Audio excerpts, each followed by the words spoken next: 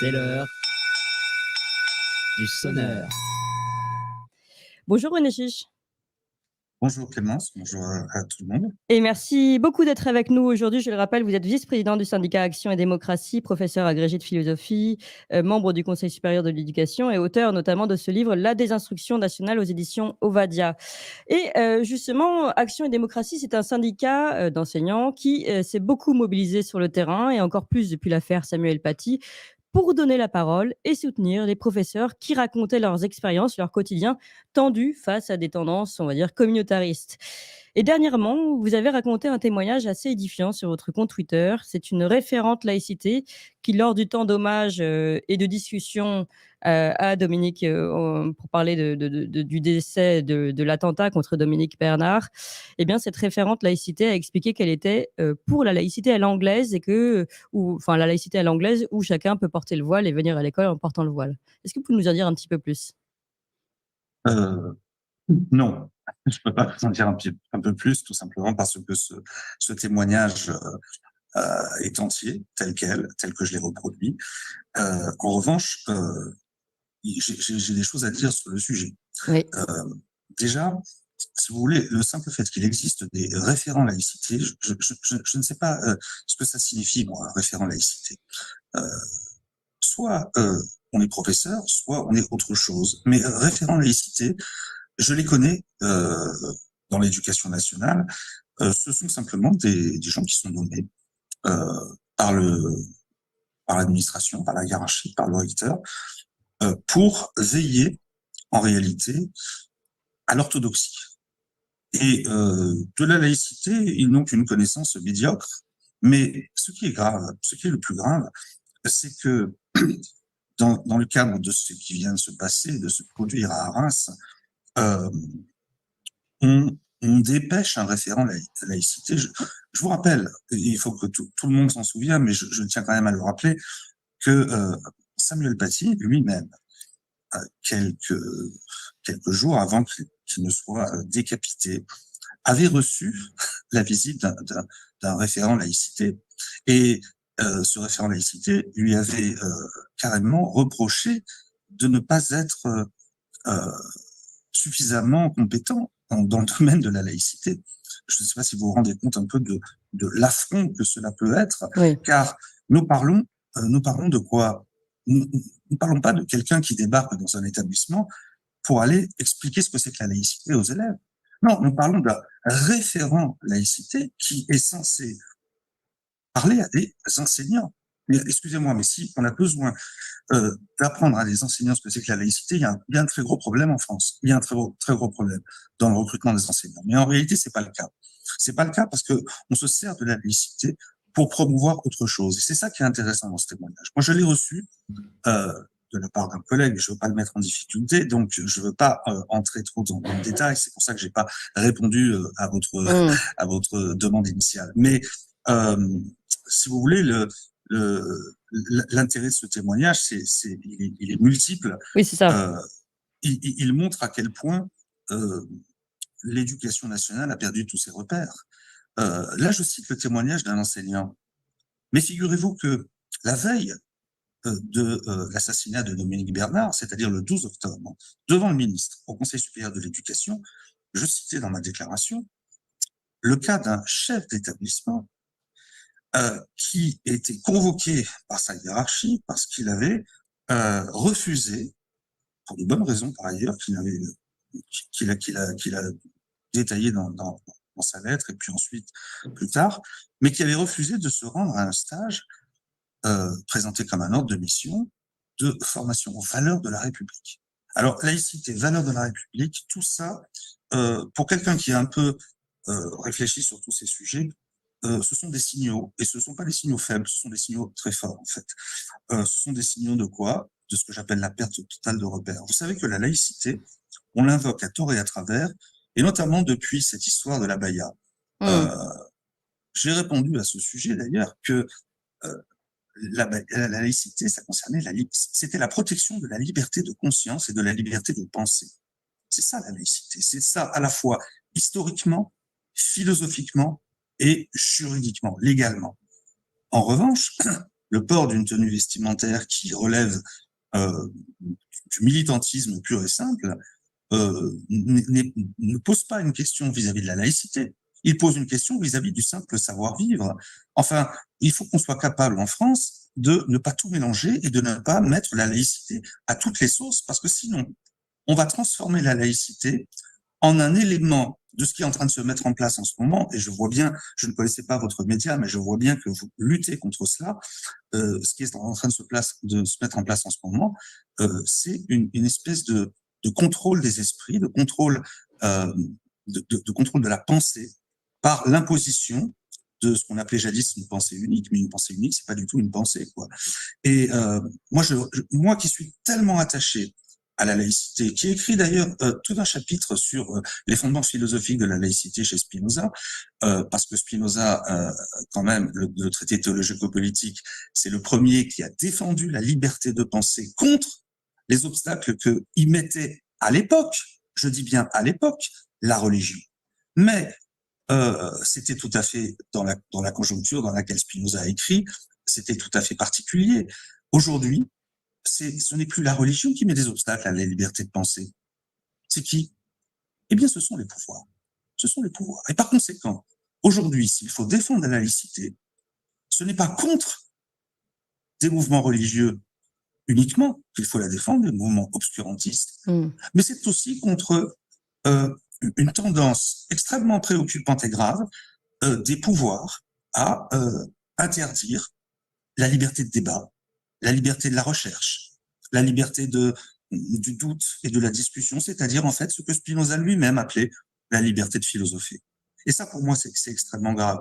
Et en tant que professeur, évidemment, je ne peux pas supporter que ce soit à l'intérieur même du lieu dans lequel on prend soin de l'esprit, c'est-à-dire à l'école, qu'on ait ces espèces de colonels de pensée qui se pointent dans les établissements pour dire aux gens ce qui est bon et ce qui est mal. Vous vous rendez compte que selon le témoignage que j'ai reproduit, cette référente laïcité. Déjà, laïcité, j'arrive pas à prononcer le mot tellement ça m'écorche la bouche.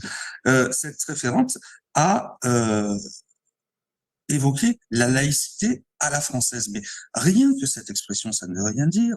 Ça veut autant rien dire que ce qu'on appelle les valeurs de la République. Excusez-moi, mais moi, je suis professeur de philosophie. Une valeur, c'est pas la même chose qu'un préjugé. Une valeur, ça vaut pour tous, ou alors c'est pas une valeur.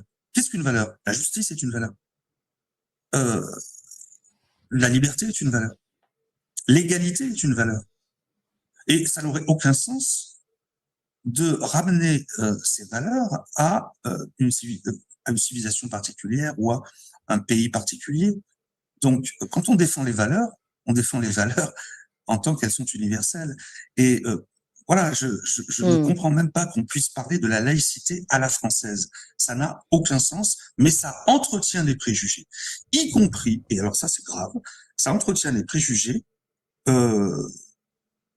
sur lesquels se fondent ceux qui veulent notre destruction. Parce que effectivement, nous sommes en guerre, et les islamistes, notamment ceux qui passent à l'acte, assument, disent que c'est notre conception de la démocratie, notre République, et notamment notre République laïque, qu'ils combattent. Et j'ai l'impression, si vous voulez, ce qui est terrible, c'est que on est dans un espèce de jeu de rôle où chacun donne des arguments à l'autre. Plus notre modèle est attaqué, plus on le défend mal. Plus on le défend mal. À chaque attentat, qu'est-ce qu'on fait? Depuis 2015, qu'est-ce qu'on a fait? On fait des formations à la laïcité. Avec quel résultat? On fait des formations aux valeurs de la République. Avec quel résultat? Si ce n'est celui d'affaiblir ces valeurs, en réalité, et de perdre tout repère dans ce domaine. Moi, voilà. Mais alors, quel serait, finalement, vous dites, on fait des formations à la laïcité, quel résultat? Les référentes laïcité, quel résultat? Même contre-résultat? Quelle serait donc la tendance vers laquelle il faut se diriger. Enfin, quelle serait la solution? Quelles sont les réflexions qu'il faut mener pour justement défendre notre manière de penser? Là, vous savez très bien que vous mettez le doigt sur le sujet de fond qui me préoccupe et qui me mobilise et qui fait que j'accepte effectivement toutes les occasions de parler. C'est celui de l'instruction et de la désinstruction. Je vais vous en donner un exemple, mais cruel, qui me fait beaucoup de peine. Depuis la mort de Dominique Bernard et lundi,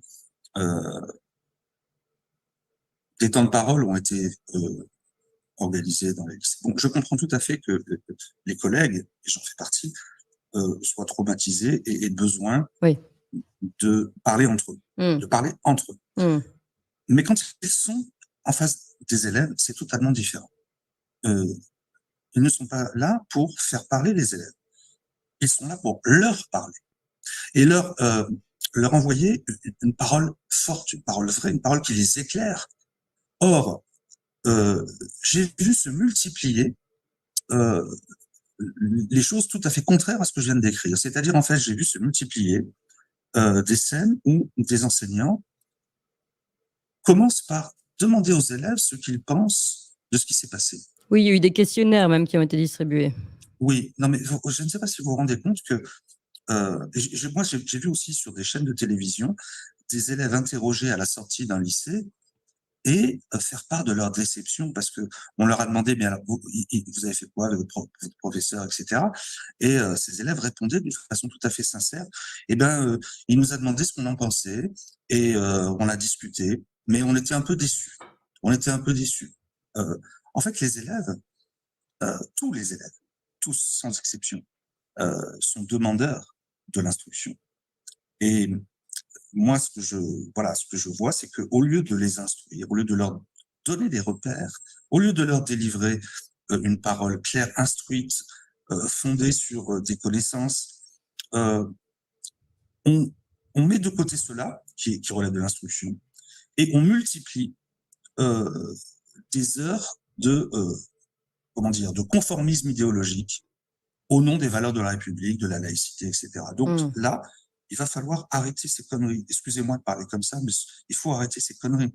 Parce qu'on est en train tout simplement de renoncer à donner à la jeunesse les repères qu'elle attend. Je dis bien qu'elle attend.